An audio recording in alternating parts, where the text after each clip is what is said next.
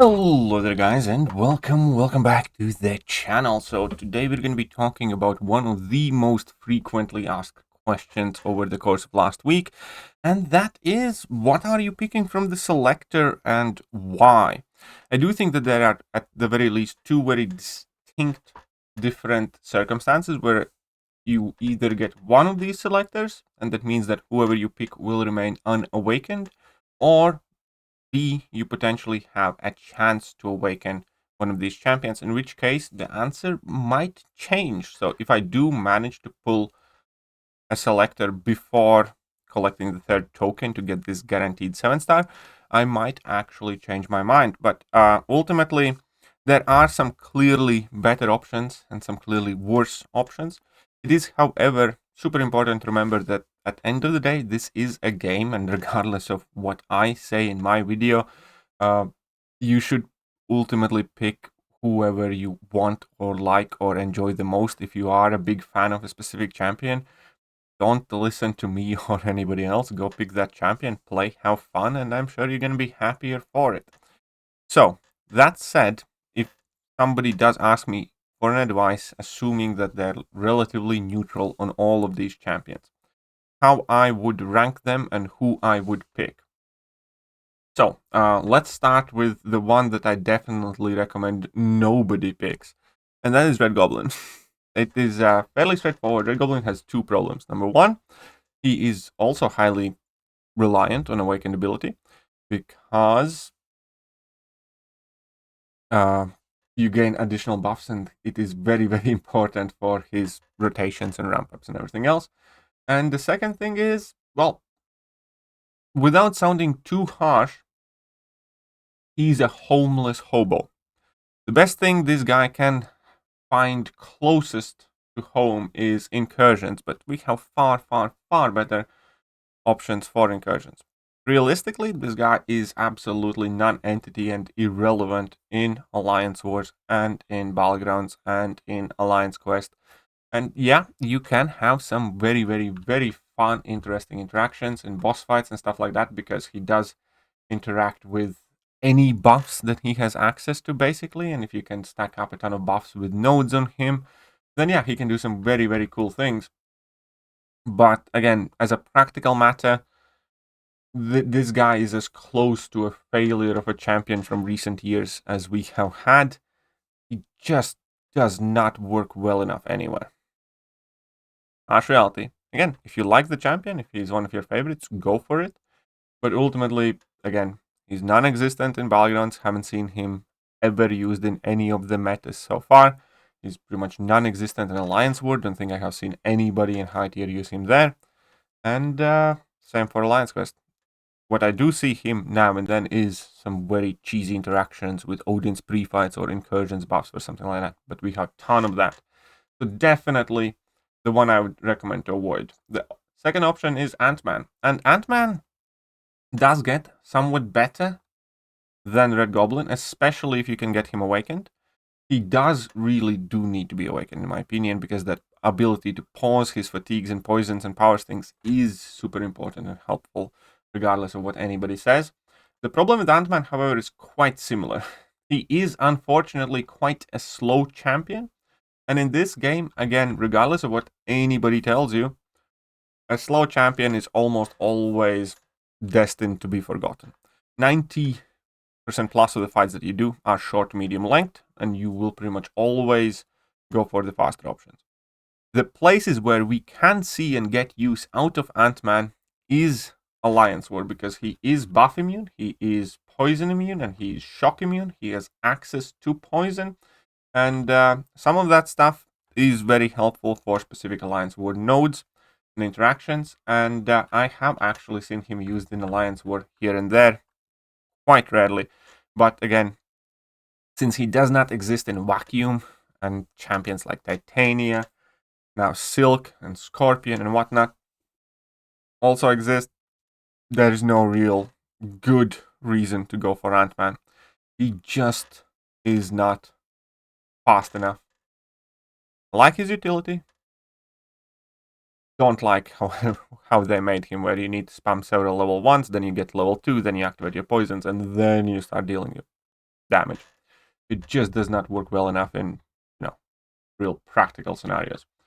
So again, AntMan would be somebody that I would definitely put aside. Now we have we have Black Panther.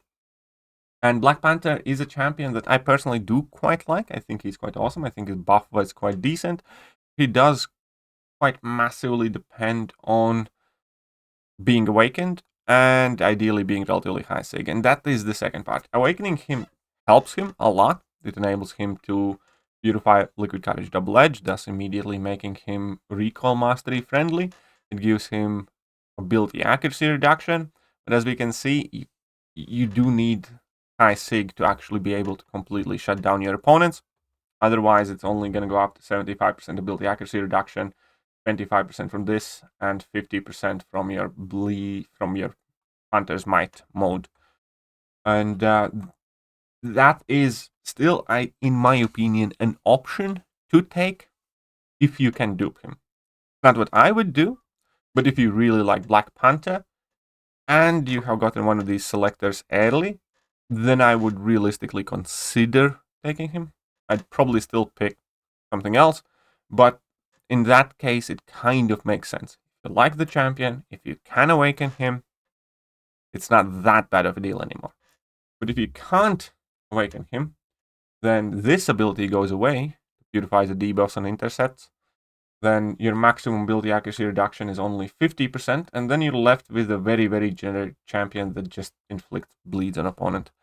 And again, that's just nothing too special. So, from all of the picks, I would put him as the third worst. And moving into top three, up in third place, I'm going to put Captain America Sam Wilson. And Captain America Sam Wilson is one of those champions that was almost amazing. And ultimately, if he functioned, if his already relatively lackluster damage output would not have been reliant on his signature level, I definitely recommend him much more. Well, much more. But because he does have quite a few abilities, and he has some use in Alliance War, he has some use in even Battlegrounds because he can be relatively tricky defender with his auto blocks and cutting off opponents' poisons and incinerates, and also that level 2 that can rupture you through block. There are things that can mess you up, and he is quite tanky with his armor ups. And he's relatively solid defender for Battlegrounds. And still, I cannot really recommend him unless you can awaken him. But even when you awaken him, the attack bonus that he gets, again, is significantly dependent on the sig level. So he's one more of those champions that does want to be high sig to get, at the very least, to a decent damage output. And that is the biggest problem with Cap, which obviously 7-star stats kind of mitigate because they are, significantly higher than 6-star stats. But still, he's a champion that has mediocre damage at best, even at high sig. So at low sig, his damage output really will not be that great. But he still has some defensive value, hence he's above the first three options. I think if you can awaken him, if you like him, then it makes much, much more sense. But keep in mind that even if you get him awakened, that attack bonus isn't going to be very potent because he also does require quite high sig. And therefore, he's in third place. He's an option. He can do a lot of cool things. The problem with him is that anything he does is done better by other champions. But if it's one of your first few 7-stars, could be quite useful. And the best two options, number 2 in my opinion is Emma Frost. Perfectly viable, unawakened. I don't particularly like value her awakened ability at all, to be honest.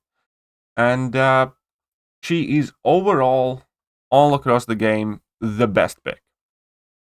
As in, if you are not focused on like Battlegrounds or Alliance War, she is the best pick. Very viable with recoil masteries. She is good for questing due to her immunities. She is decent for Battlegrounds. She can be used in majority of the game modes.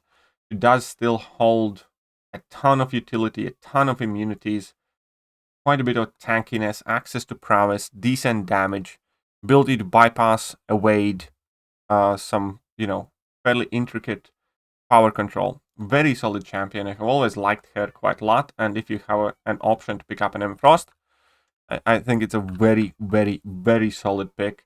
And this is the pick that I would recommend to the people that aren't overly Battlegrounds focused. I think if you are not somebody that is consistently trying to do better in Battlegrounds, then M Frost is probably the best pick for you. And if you are somebody who is primarily focused on Alliance War and Battlegrounds, then Ebony Maw is the best pick for you. And if you can dupe him, that is also what I would do. I'd either pick Emma Frost and Ebony Maw. That's realistically what I would do. Or go for dupe on Ebony Maw. Because Ebony Maw's Awakened ability is quite helpful in defense, because if opponent miss, then you inflict Degeneration that deals significant amount of damage if he is awakened. So that is valuable, but what people forget is that if you miss against Ebony Maw, there is quite high chance that he's gonna punish you anyways and land a combo on you. And he also can place Degens on you just by spamming his level 1s. And obviously he still works with his miss mechanics and everything else. So he is ultimately, even unawakened, a good defensive option. And he's also a good Alliance War defender. So if you are somebody that is trying to be more competitive, then Ebony Maw is the most meta of the options. The champion that you can see being used as a 6-star, therefore you can be sure that he's going to be used as a 7-star as well.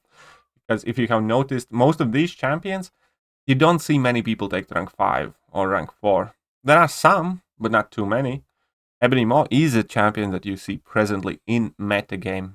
Therefore, overall, in my opinion, he is the best pick for the competitive players. Again, for casual players, I think you can get out most of Emma Frost. But Ebony Maw, again, currently very good defender. He's very solid Battlegrounds champion, offensively, defensively. Very popular Alliance War defender. And that is the ultimate recommendation. So, here is a little write-up. In my opinion, Ebony Maw, if you're focused on BG and Alliance War. If you are not focused on BG and Alliance War, then it's Emma Frost, as in best overall, kind of like middle of the tier option. 3-4 is Captain America, Sam Wilson, and Black Panther, especially if you can dupe. If you cannot dupe them, I would still not pick them. And then the last ones are AntMan and definitely not Red Goblin. Again, the game, obviously, if you're a massive Red Goblin fan, go for it. But realistically, why are you a Red Goblin fan? Yeah, he just doesn't do anything. Anyways, those are my picks. I hope you guys found this video useful. If you did, hit that like button, and I'm gonna catch you guys later. Bye!